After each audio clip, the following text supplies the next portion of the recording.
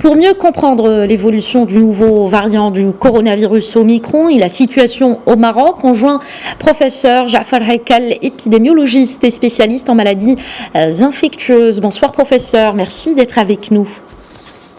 Bonsoir, merci pour votre invitation. Alors, le Maroc, on vient de le voir, enregistre une hausse des cas de contamination depuis des jours maintenant, contamination à la Covid. D'abord, comment expliquer cette recrudescence des cas, une tendance d'ailleurs remarquée aussi dans de nombreux pays à travers le monde?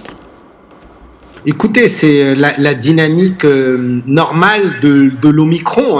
Nous savons que nous avons du Delta encore, mais de l'Omicron dans le contexte marocain, qui va circuler beaucoup plus vite. Le R0, c'est-à-dire le taux de reproduction de base, le nombre de nouveaux cas qui vont arriver vont augmenter dans les prochains jours et les prochaines semaines. C'est normal.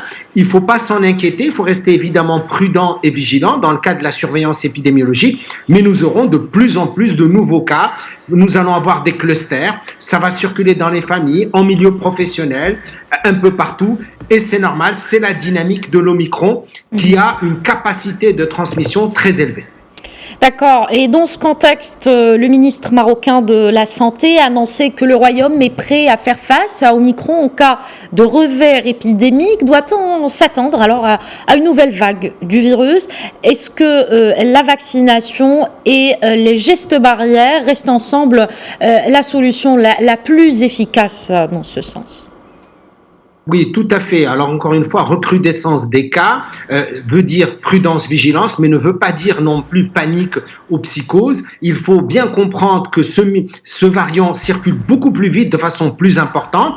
Évidemment, il ne faut pas craindre les cas graves parce qu'il y en a moins, il y a moins donc de décès, on le sait, mais le ministre a raison, il faut craindre pour la pression sur le système de santé et c'est pour ça que j'invite les citoyens à respecter les mesures barrières de façon importante et à s'inscrire dans la vaccination, bien sûr la première et la deuxième dose évidemment, mais également la troisième dose qui ne va pas empêcher la transmission, qui va la réduire, mais surtout elle va empêcher les cas graves et les cas d'hospitalisation et évidemment la pression sur notre système de santé que nous ne souhaitons pas. Donc, d'accord, professeur, justement, comme vous venez de parler de la troisième dose, il faut le dire, on remarque aujourd'hui donc une baisse, si on ose dire, de motivation chez les citoyens marocains concernant l'administration de cette troisième dose. Est-ce que vous pouvez encore souligner son importance? Est-elle nécessaire pour faire face à ce variant aujourd'hui?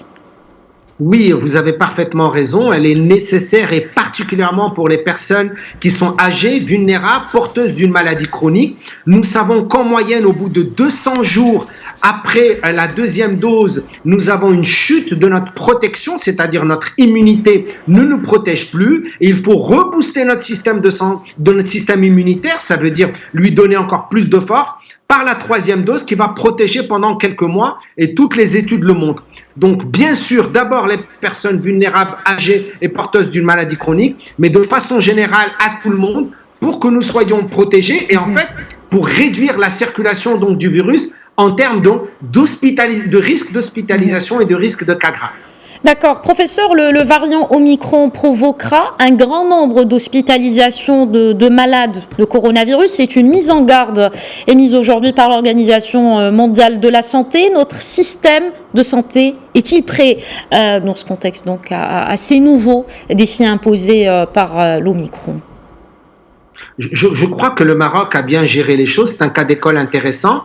Il faut encore une fois mobiliser les professionnels de santé du secteur public et privé qui ont déjà fait un travail formidable, mais il faut sensibiliser la population. Pourquoi? Parce que plus on dépiste tôt, plus on va isoler, plus on va traiter et moins on aura besoin d'hospitalisation. Et si on a moins besoin d'hospitalisation, eh ben on va moins mettre de pression sur notre système de santé qui doit encore une fois continuer à s'occuper bien sûr des cas Covid, mais surtout des autres maladies chroniques dont les patients ont besoin donc d'une prise en charge dans le secteur public et privé. Donc dépistons le plus rapidement, isolons et traitons, et cela également en même temps que nous respectons les mesures barrières. Je rappelle le port du masque, la distanciation physique, le lavage régulier des mains, et que nous puissions tous adhérer à la vaccination dans sa dimension première, deuxième et troisième dose. C'est ça le message que j'ai. Et si nous dépistons tôt, honnêtement, nous arrivons à guérir 98% des patients dans le contexte marocain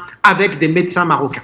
D'accord, professeur, très rapidement, pour juste faire la part des choses, quelle différence entre les symptômes du coronavirus, il faut le rappeler dans ce contexte, et particulièrement l'Omicron, et la grippe saisonnière, surtout dans ce contexte d'hiver. Parfois, il nous est difficile justement de distinguer les deux. Quand doit-on se faire vacciner, ou plutôt se faire dépister pour voir si on est porteur du virus? Alors, vous avez parfaitement raison, c'est très difficile de faire la différence sur le plan clinique, mais quand on a une grosse fatigabilité, lorsqu'on a donc des courbatures de façon importante, de la fièvre dans le contexte pandémique de la Covid, il faut aller se faire donc dépister, surtout la fatigabilité et des signes au niveau rhino-pharyngé. Il n'y a pas de perte de goût et d'odorat en général avec l'Omicron, et dans tous les cas, il faut se faire dépister et référer à son médecin traitant, soit dans le public, soit dans le privé. Parfait. C'est très important.